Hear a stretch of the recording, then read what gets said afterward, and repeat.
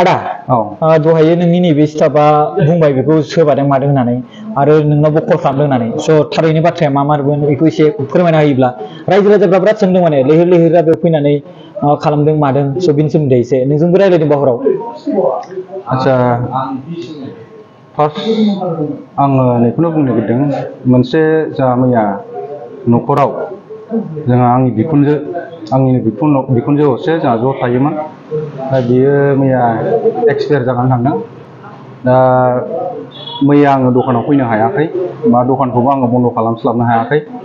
आङो टेनसननि थाखायनो दखानखौ जास्ट माने दे खुलिबा खुलिथोंसै साननानै आङो जेबो होनहराखै आरो।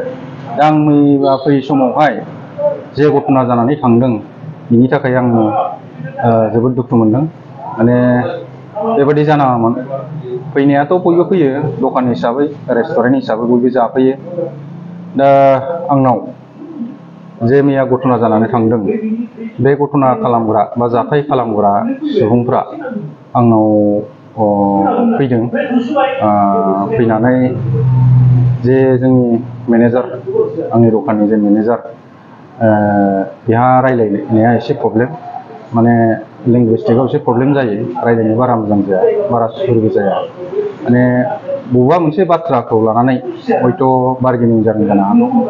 ओमफ्राय मेन खोथाया जादों प्राइसखौ लानानै बिथांमोना जादों 500नि 500 थाखानि जादों 500नि। दा बिनिफ्राय मा खारनाव जादों आंबो बेखौ मोजां मिथिजोबा। दा आङो खबर लाहरदों मेनेजारनाव बियो होनदों माने प्राइसआव एसे बार्गेनिं जादों होननानै। आंबो बुंहरदोंमोन बिथांमोना आंनाव 10:33 फन खालामदों। 10:33 बिसोरो बिथांमोननि नामखौथ' आं बारा मोजां मिथिया मानसिफोरखौबो मोजां मोनदों इसिबां सिनायाबो जायखिया जाय जाथाय खालामग्रा बिथांमोना फन खालामदों गावसोरनो फन खालामदों। फन खालामनानै 10:33 हयथ' 10:33 आंनाव फन खालामदोंब्ला 10:33नि सिगां 5-10 मिनिटसो हयथ' बार्गेनिंआ जादों। ओमफ्राय बिनिफ्राय बार्गेनिं खालामखांनानै हयथ' 10:33 आंनाव फन खालामदों। फन खालामखांनानै आं होनहरदों दे आंनि स्टाफनि थाखाय सरि बेहा एसे लेंगुवेजटिक प्रब्लेम जेबो खालामनाङा नोंसोरो माबा खालामनानै खमखौनो होलां आरो होआबाबो जेबो उसुबिदा गैया आं बे खोथाखौ बुंदोंमोन आरो। दा बिनि उनाव आं बिथांमोनखौ थांबाय नंदों। आंबो माने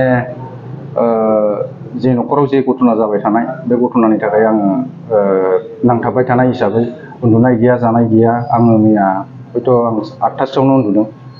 ओमफ्राय बिनिफ्राय आङो फन हरनायावहाय मोब्रुं मुसि सिखारनानै आं रायज्लायहरदों। ओमफ्राय सोर बेखौबो मोजां मोनदों सोंना लानाय जायाखै।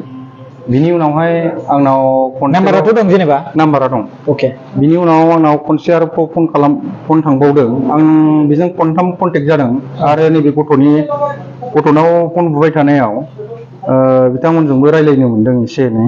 ओमफ्राय सेकेन्ड टाइमाव आंनाव 10:38आव फन खालामबावदों 10:38आव। ओमफ्राय बिनिफ्राय आङो थांथाराखै होननायखाय बिथांमोना थांथाराखै बिदिनो बार्गेनिं खालामबाय थादों होननायखाय 10:56आव आं बिसिनाव फन खालामदों। 10:56आव आं बिजों 6 मिनिटनि बारा रायज्लायदों। 6 मिनिटनि बारा रायज्लायनायाव बिथांमोना होनहरदों आंनि गथ'खौ बे मेनेजारखौ बुबायलै जों होनना आंनो खोन्थाहरदों आरो। गथ'आ खोन्थादों सोबादों होननानै खेबनै। आंनोथ' गथ'आ थगायदोंसो। आं मोनायाव जेनेबा घटनाया बिदि जाथारदों होननायखाय आङो मोनायाव फैदों। 11:30नि एसे बारबायमोन आं फैबा। आं सफैगौ मथा मथि 11:45 जाफैदों। आं सफैनानै आं नोंनाव खबर लादोंमोन उन्दैनाव बे थगायदों आरो गाव। ओमफ्राय दहाय फुङावहाय सोंफिनदोंमोन आं नोंखौ बुमाराखैथ' होननानै। ओमफ्राय दहाय फुङाव सिमान लादों आरो आंखौ बुदों खननै बुदों होननानै। गावसोरथ' कल खालामनानै बुदों होनना खोन्थाहरखाबाय। गावनो आं फन हरनानै बुदों होनना खोन्थाहरदों। अके दा ओमफ्राय घटनाया जाहैबाय 10:56आव बेनाव आं फन खालामदों थेवबाबो थाङाखै बिथाङा। बे गोबावथार बार्गेनिं खालामबाय थादों। ओमफ्राय बिनिफ्राय आङो बिनि उनाव नैबे गथ'नि माबाजों मेनेजारनि मबाइलजों आं बेजों रायज्लायबावनो मोनदों आरो खननैसो रायज्लायनो मोनदों बेजों। ओमफ्राय बिनिफ्राय आङो मोनथिनो मोनदों जेनेबा बिसिनावनो बारे फन खालामबाय थानाय जादों आं थांगोना थाङाखै होननानै। जिहेथु आङो ओंखारबोनो एसे उसुबिदा मोननायखाय आं ओंखारबोआखै। ओमफ्राय बिनिफ्राय आङो ओंखारबोबाय थाङाबा जानाय नंला साननानै आङो ओंखारबोनाय जादों आरो ओंखारबोनानै आङो सोंफैबाय खबर लाबाय गन्डगल जादों बुलायलायनानै थांबाय बिदि आरो